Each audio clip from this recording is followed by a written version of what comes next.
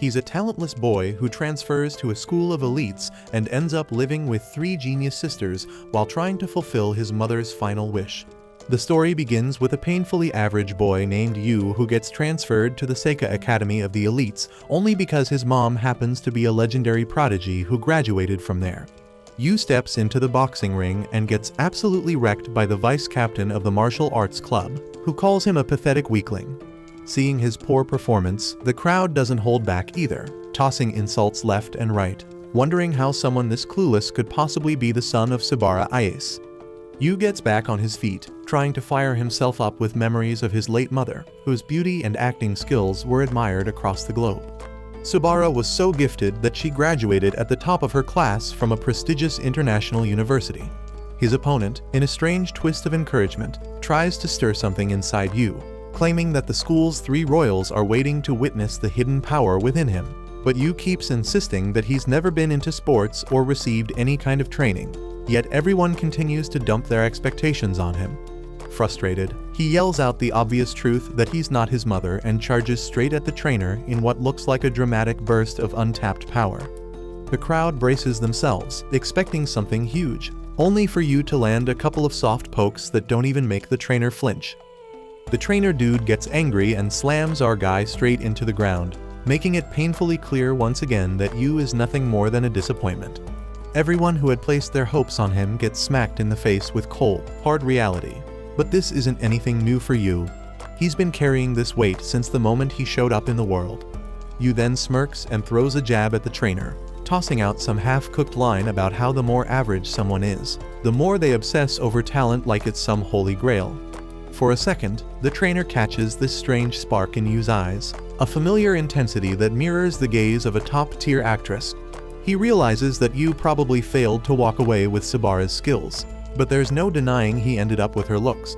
Still, the trainer shakes it off as Yu turns to walk away.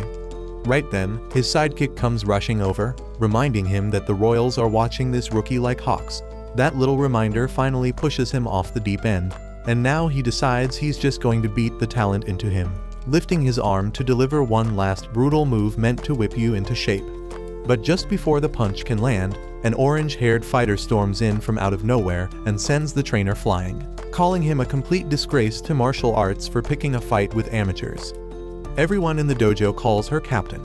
Right then, a blue-haired and a green-haired lady strut in like they're crashing a concert, demanding to know how the actress's son did on the test. The blue-haired one is Kazuki, famous enough that her show tickets vanish before they even hit the shelves. The green-haired one is Miwa, the youngest title holder in shogi, because apparently, some people peak before puberty. As for the orange-haired fighter who jumped in earlier, it turns out she's Nico from the athlete program, a martial arts champ with a flawless record and an ego to match. The crowd loses its screaming, because these 3 drama queens are none other than the school's so-called 3 royals. Kazuki steps forward and demands to know how well Sabara's son did in the test, hoping they could squeeze a 4th royal out of him, but the trainer dude shoots that down by calling the boy a mediocre noob whose talent probably registers in the negative. The 3 hotshot ladies tell our boy flat out that there's no use for someone like him at their school. Yu pulls out a shiny paper and tells them he couldn't care less because he has already made up his mind to join the general education program. The 3 ladies look like they've just heard a myth because none of them even knew their school had such a thing. And before the boy can walk out of there with whatever dignity he has left, he ends up being dragged into cleaning the dojo since losers apparently scrub floors. By evening, when Captain Nico and her squad show up at the dojo for their training session, they all scream like they saw a ghost because the place is actually spotless for once. Apparently, the trash dwellers have never seen the dojo this freakishly clean. While heading back home, Yu quietly wonders how he has never once denied being a disappointment. Ever since he was a kid, he craved the kind of praise his mother used to get. But it didn't take long for him to figure out that while his mom was a walking prodigy, he was just some average nobody. As he tried every possible talent he could get his hands on, he slowly ended up pushing himself further away from his mom. There was this one drama she acted in where she played a housewife, and even though that was way too low profile for someone of her caliber, both Yu and his mom adored the show. When his mother got hit with a terminal illness, the two talked about how their favorite part of the show was the bit where each episode ends with a family dinner. That was the first time in years his mother opened up to him properly. And that's when Yu finally realizes she had always dreamed of having a family as warm and beautiful as the one in the show. Sadly, that little happy moment doesn't last too long, and the lady ends up kicking the bucket after asking her son to go and find himself a happy family. The boy packs his things, and while hoping to make up for everything he and his mother missed out on, he heads to Mikadono's place. The mansion's owner sends him the keys along with a note telling him he can sneak in whenever he wants. As he steps inside, he gets completely thrilled seeing how massive the place is. He starts wondering who this Mr. Mikadono even is, and just as he sits down to unpack his stuff, Nico shows up in full attack mode, desperate to knock out what she thinks is a burglar who broke into her house. Our guy tries explaining that he's not who she thinks he is, but the shabby lady ends up slipping and falling flat on the floor like a cut scene out of a cheap comedy. Yu takes this golden moment to mock her, throwing in that even prodigies hit the floor sometimes, then tosses a towel on her as if he's doing charity. Right then, Miwa and Kazuki show up and ask what this boy is doing in their house, and Nico's quick to point out he's clearly a burglar. As our hero tries to figure out why these royals are even here, he gets a call from Mikadono himself. The man asks if he's found the place and goes on to explain that his late mother was not only his friend but also his benefactor, which is why he's now returning the favor. The shady mister then adds that he forgot to tell him that he has 3 daughters and tells the boy to get along with them. Yu turns toward the sisters, remembering his mother's dying wish, and starts thinking that now he actually has to become a family with the 3 Mikadono girls. To him, this whole situation feels nothing short of a dream. Living with 3 gifted cuties sounds like a blessing from the heavens. The girls, however, don't look too thrilled about the arrangement, but since their dad's the one calling the shots, they have no choice but to play along. Still, the boy manages to pull himself together and properly introduces himself again, hoping to get to know them better. Right then, the boy realizes something terrifying. The entire mansion looks like a pig pen dressed up as a house, covered in mess everywhere. Apparently, Kazuki was in charge of the dishes, but she made some half-baked excuse about not having time. In truth, she did try but ended up breaking every single dish and gave up in frustration. Meanwhile, Miwa and Nico were supposed to handle the laundry and cleaning, but judging by how they look and move, they seem like the kind of disasters that need cleaning themselves. After getting roasted right where it hurts, the ladies quickly switch gears and start dragging our boy by bringing up how he barely managed a miserable 45 on the aptitude test, though Yu doesn't let that slide and mocks them by correcting it to 42.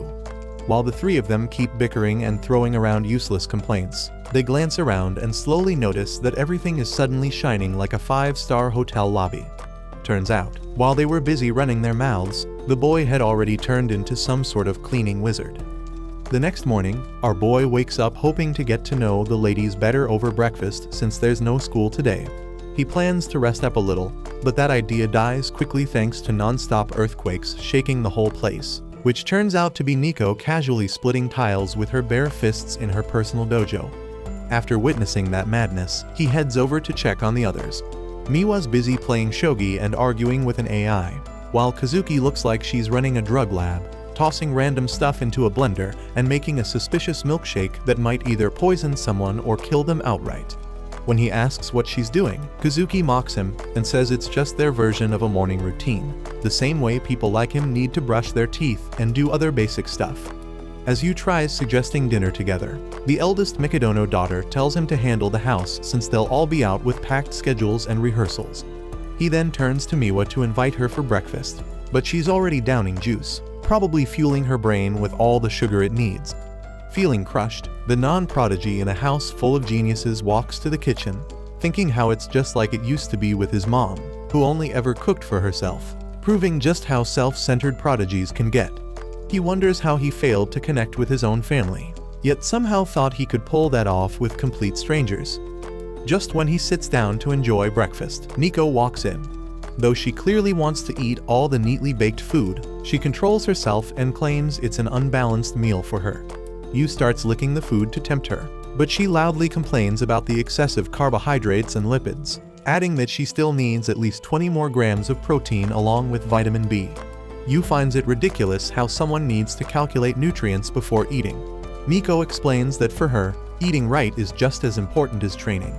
As the girls get ready to leave, he remembers how his mother used to follow different diet plans depending on the type of shoot she had. When the ladies rush out toward the gate in a hurry, he suddenly appears behind them and says they've forgotten something. That instantly sends a chill down their spines, and they begin checking everything in panic while arguing over what's missing. But he only meant to wish them a good day. Even though they find it unnecessary, the girls end up blushing on their way to practice and somehow feel a little happy about it. Meanwhile, Yu moves on to doing the dishes, and in the middle of it, he receives a call from the shady Mr. Mikadono.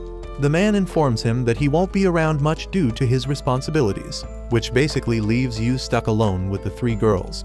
The uncle then asks him for a favor, saying he should support his daughters since they'll soon be facing their own hurdles. According to him, simply being there for them would be enough to help them open up. His future father-in-law goes into detail that each of the sisters has their problems to go through. Firstly, Kazuki has an upcoming audition. Nico will fight for the top spot in the Karate Nationals, and Miwa has to fight for her title in a shogi match. Hearing that his chances of smashing will skyrocket if he is successful in helping the girls out, Yu gets really excited and hangs up. After taking a deep breath, Yu wonders what someone useless like him can even help them with. With the physique of a chihuahua and the brainpower of a vacuum cleaner, he doubts he can help prodigies who don't take a minute off even on the weekends. However, that's when it hits him that if they fail, they will be called failures just like he's been his whole life. And to make sure that doesn't happen to them as well, he swears he will never let them suffer. He begins by going out on a journey to understand each of the girls to win over their hearts with wholesome family dinners. As the sun sets, Nico gets back home from training looking all depressed when her heart suddenly pops out of her chest because she completely forgot she has a man-slave living under the same roof. Yu takes a bit of the soup out of the pot and charmingly licks it up like holy nectar, making Nico go doki doki, and then offers her to taste his cooking for herself. But she smugly shoots him down and says she doesn't need his extra creamy stuff because she brought her own.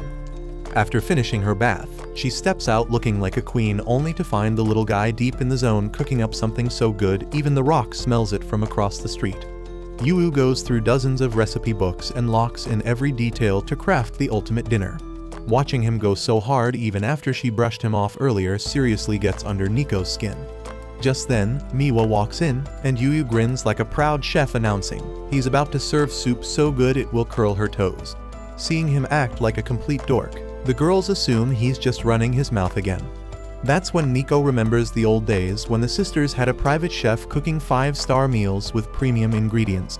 But even 5-star refused to eat that fancy slop because it seriously lacked nutrients, and she only eats what's good for her body.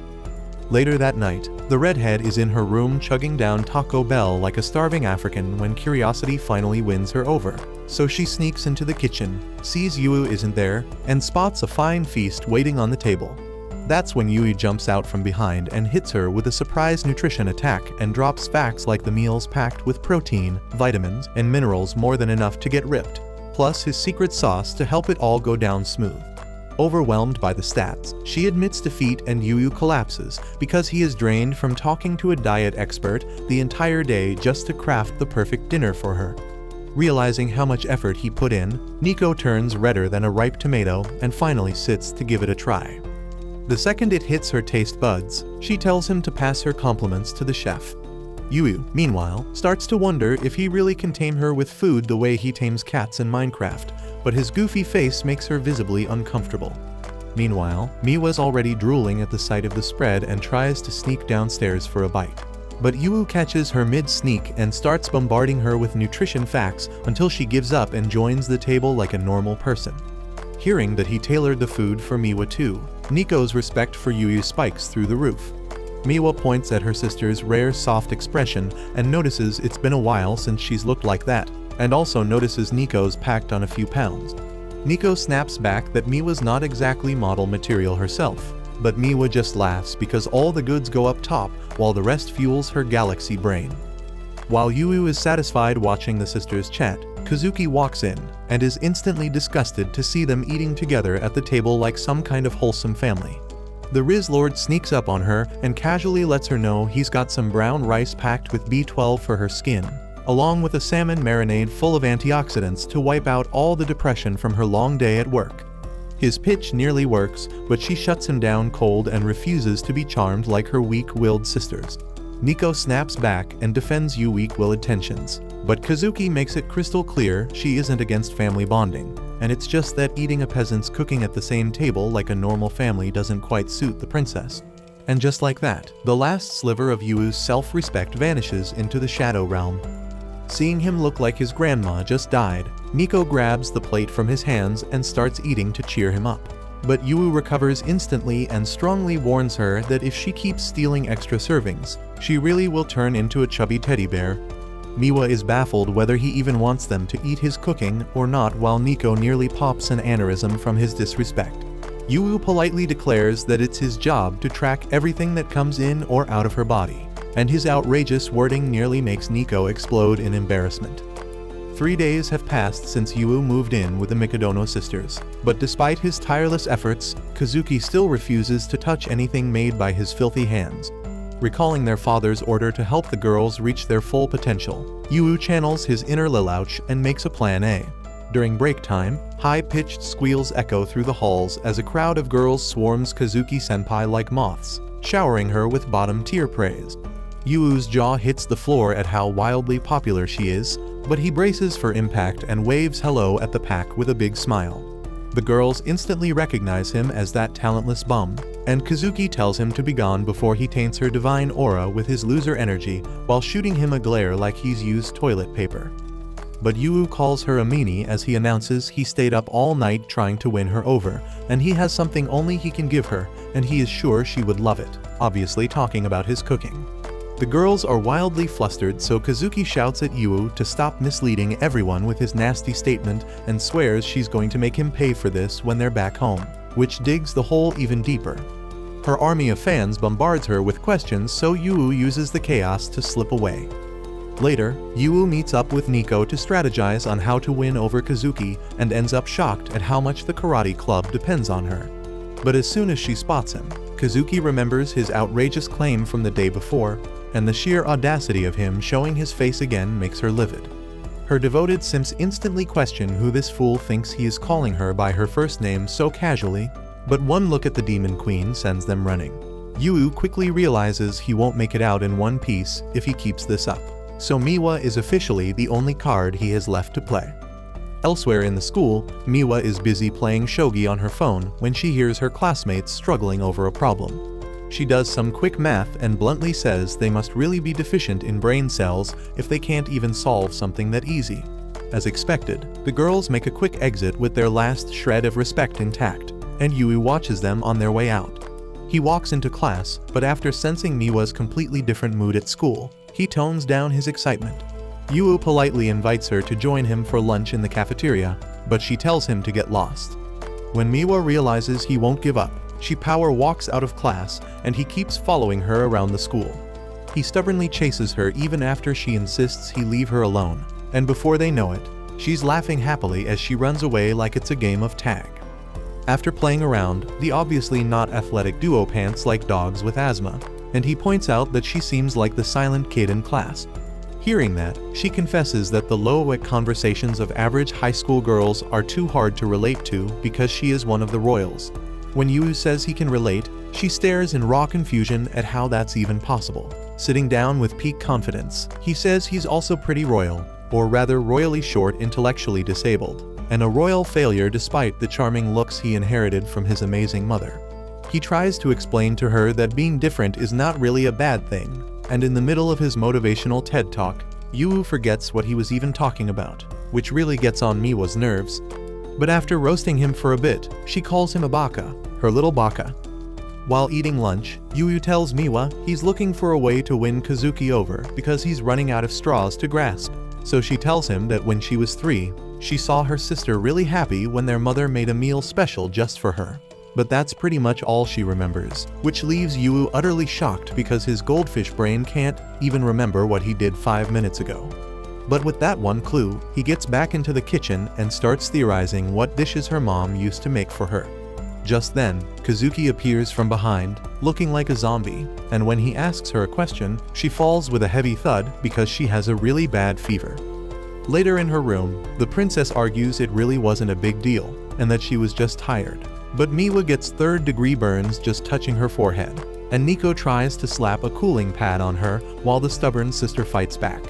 That's when Yu shows up with a bowl of porridge, which makes her so angry she throws all of them out before crying alone in bed over her frail body.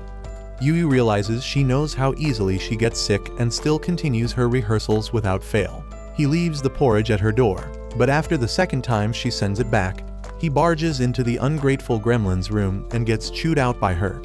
But on her way to kick him out, her knees give out and she falls in slow motion while he just stands there ready to become her human cushion. She then asks him why he won't leave her alone, and Yu fires back that he wants her to get well soon so she doesn't miss rehearsals, and even offers to give her private classes. Kazuki seriously doubts his skills, but he brags that he debuted when he was 2 and asserts dominance as her senpai with 4 years of seniority. After going over the script, he takes the role of the princess while Kazuki plays the prince. Although the moment the first line more stiff than morning wood leaves his mouth, she slams the door in his face. Our boy tells her he was just warming up before he admits that his mom got him countless auditions and he failed every single one. That makes her really angry, and she tells the Nepo baby he'll never understand what hard work feels like. But he returns the next day after rereading the script, only to get rejected again. On the third day, he comes back after practicing 10 times, but his horrendous acting makes her ears bleed. The day after, she angrily tells him to stop nagging so he admits defeat, while she remembers the high expectations of her acting team to carry the film with her flawless performance. Kazuki decides to get out of bed instead of wasting time, but when she sees Yu practicing in the living room, it's a real shocker how much he still sucks even after all that effort, and that makes her smile. The next morning, she gets to hear his NPC tier acting again, but this time she decides to play along. In that genuine moment, Yu delivers some brilliant acting that shocks them both. He tears up over finally making his mommy proud after 14 years of failing, and Kazuki is refreshed to see the goofball getting so happy over a single line. That makes her so happy she tells him she'll let a peasant like him serve her a meal, but on one condition. Yu asks what it is, but she acts super shy like she's about to show him her browser history in incognito mode, and then suddenly blurts out a list of things she doesn't want to eat, which makes Yu realize she's too embarrassed to admit she's a picky eater. The following day, Miwa and Nico have seizures in sync as they watch Kazuki calmly eat Yuo's cooking with satisfaction and think the end times are coming. Yu compliments her for finishing her soup like a good girl, but she says she'll eat anything if it doesn't have carrots. That's when he whispers he put shredded carrots in it the whole time and leaves her quivering. Taking a seat, he finally breathes a sigh of relief after finally succeeding in hooking the sisters on what he cooks. However, he is hit with a big surprise the next day that they won't be needing him to cook for them because the girls will be out most of the day practicing for their big day. So he awkwardly wishes them a good day while feeling like a housewife who just got divorced. Still, that's nothing new for him, since his mother was also out for months at a time, though that's exactly why they didn't get to become close like they wished. Once again, he gets hit with a vibe check that the distance between geniuses like them and no lives like him is too big. And even though their father asked him to support them, he's lost on what to do. Staring out the window, he recalls a memory of a little note his mom wrote in the hospital, saying she wishes for him to have a happy family. And that's when he realizes he doesn't even know what a happy family is. Suddenly, he remembers the show in which his mom starred as the loving mother of a family show with zero drama and pure wholesome family-friendly goodness. He binges through 6 volumes in one sitting, and the part comes where his mom plays the happiest part of her life, her wedding. But it hits him that all of this is scripted, and the real family he's stuck with is the complete opposite of what she wished for him. Just then, the Mikadono sisters are back home and roast Miwa for being a slob because she acts so worn out it's like she's back from a shift in the coal mines. They find Yu wiping his tears while watching some movies and wonder just what got him so emotional. Miwa thinks it's just another family show, but the moment Kazuki sees his mom on TV, she realizes he is still a child who really misses his mother, even though Yu was just vibing. With a serious look on her face, she assures him he doesn't have to work so hard and be an at-home dad to make it feel like they're a family, and Miwa backs her up. Nico chimes in that he's welcome to be a freeloader because they didn't really expect much from him from the start. But that makes him so angry. Yu confesses that the reason he works so hard is because he didn't try to bond with his mom, thinking she was too different from him, and that was a mistake he regretted later on. So he wants to connect heart to heart and refuses to miss the chance at enjoying a happy family life with them as well. All three sisters are creeped out the moment they hear him say happy family, and Nico mumbles to herself that happy families are a fantasy that only exists on TV. But Tsundere still humors him and asks how they can be family. All the while the protagonist on TV proposes to the heroine and kisses her, making the audience squeal. After watching that, Yu feels the Mikadono sisters pierce his soul with their stare before going full panic over the little man's crazy plan. Kazuki is in denial. She actually fantasized about getting married for a sec, while Nico tries to convince herself she'd rather train than marry a failure, and Miwa thinks she got brainwashed by the stupid love scene. Right then, Yu declares that he's already made his choice and says Nico's name, leaving her frozen in place. He hypes it up and states they have to know each other's birthdays. The three sisters short circuit as he explains Nico's in the same grade, so as family he should know whether she's his little sister or an Ara-1-san. That baffles the girls again, and they tell the freeloading peasant to stay in the trash where he belongs. Later in the bath, Nico is still flustered during her bath when she hears his low testosterone scream echoing from the kitchen. She rushes out thinking someone broke in, only to find him devastated because there's no bread left for sandwiches. Nico snaps at him to stop crying over things as tiny as him. But when she realizes she's basically naked, she flies off in embarrassment and bumps right into Miwa. Her intellectual sister immediately notices she's a bit too red for someone who just got out of the bath. Miwa begins analyzing every possible scenario that could have made her this flustered when Yu shows up with a bundle of towels. Her hormones go haywire the second his hand touches hers, so she drops the towels and starts bullying him, which makes Yu think he's being punished for freeloading. Seeing Miwa having a hormonal meltdown just like her, Nico asks if she also has a crush on the little rascal. But Miwa immediately locks onto the also and starts chewing her out on confessing by accident, while Yu silently folds towels in the war zone. Watching the two sisters make a ruckus, Kazuki sighs and tells her little sisters to act their darn age.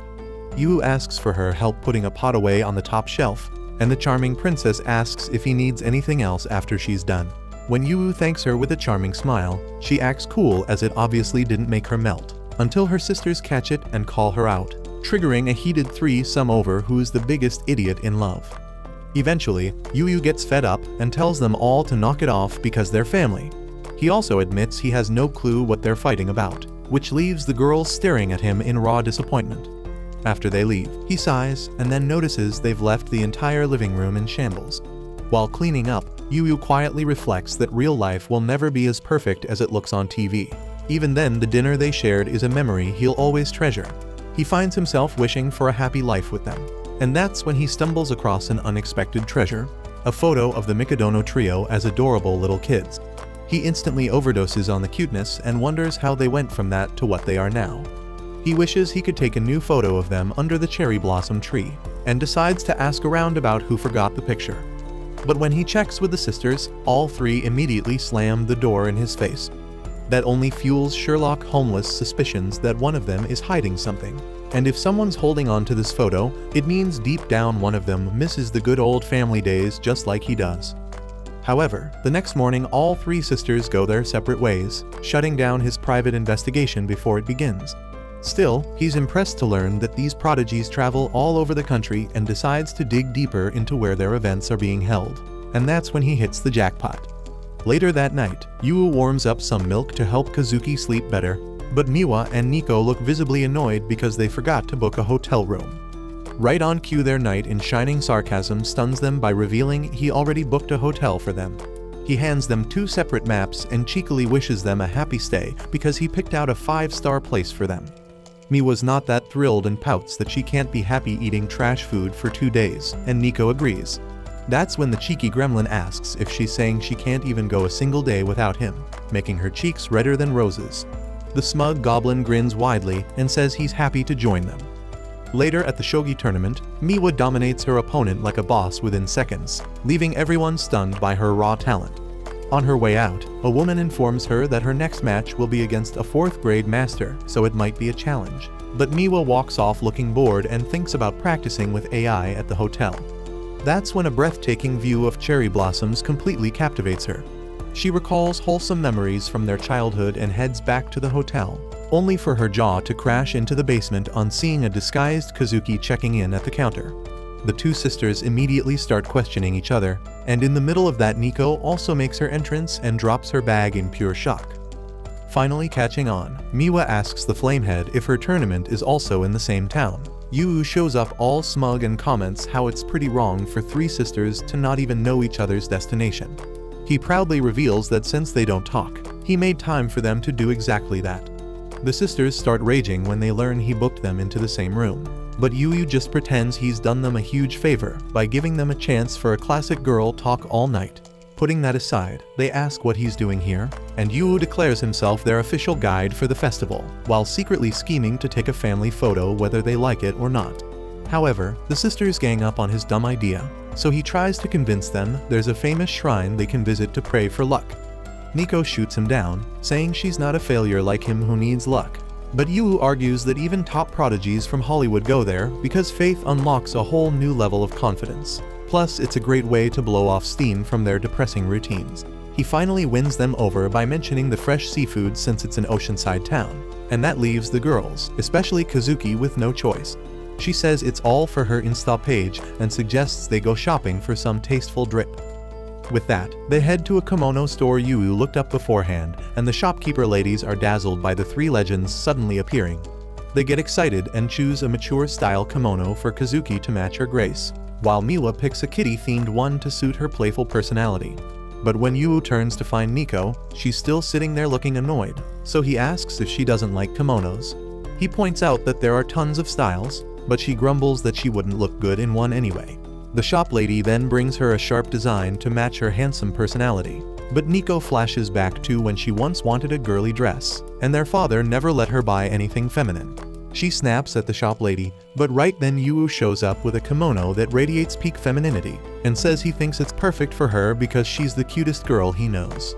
Nico gets hit right in the feelings, and when he asks her to choose between the two styles, she takes both into the changing room, and the moment she comes out with her hair tied, all three of them are completely blown away by her enchanting beauty. Afterwards, the not-so-typical family heads out to enjoy the festival.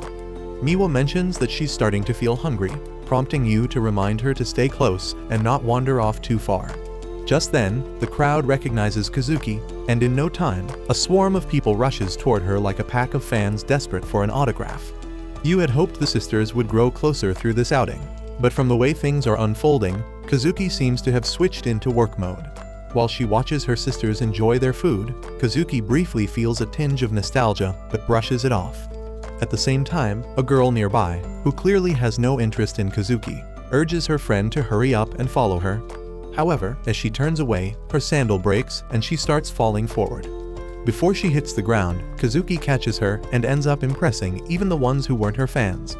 Carrying the girl in a princess lift, she helps her find a place to sit down. Meanwhile, Yu is having a hard time trying to keep track of Kazuki in such a chaotic crowd. After Kazuki escorts the girl to safety and starts wandering around with a trail of fangirls behind her, she suddenly gets shoved straight into the bushes by someone she instantly suspects to be a kidnapper. Turns out, the so-called kidnapper is none other than our boy. The blue head gets ready to raise hell, already puffing up with rage, demanding an explanation for whatever that was supposed to be, but before she can start ranting, he calmly shuts her up and tells her to just dig into the food he brought so she can actually enjoy the festival. She argues, of course, and turns her face away like a sulking cat, insisting he can't always bribe her with food. But our guy isn't backing down and points out that he saw she hurt her foot. Without wasting time, he checks it and finds out it's actually a pretty bad injury.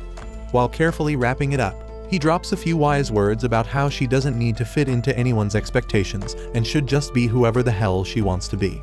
The redhead finishes bandaging her foot with that calm, no-nonsense touch, while she sits there silently blushing like a confused middle schooler. Meanwhile, Nico and Miwa are trying their best to enjoy the day, but it turns out the orange head is hilariously hopeless at festival games.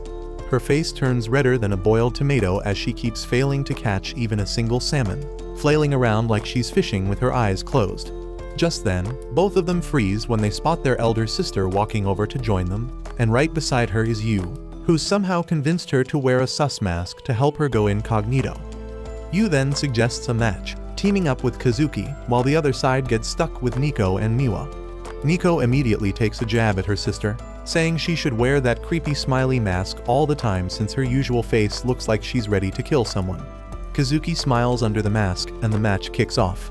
Yu ends up snapping his fish-catching paddle first, followed by Miwa, who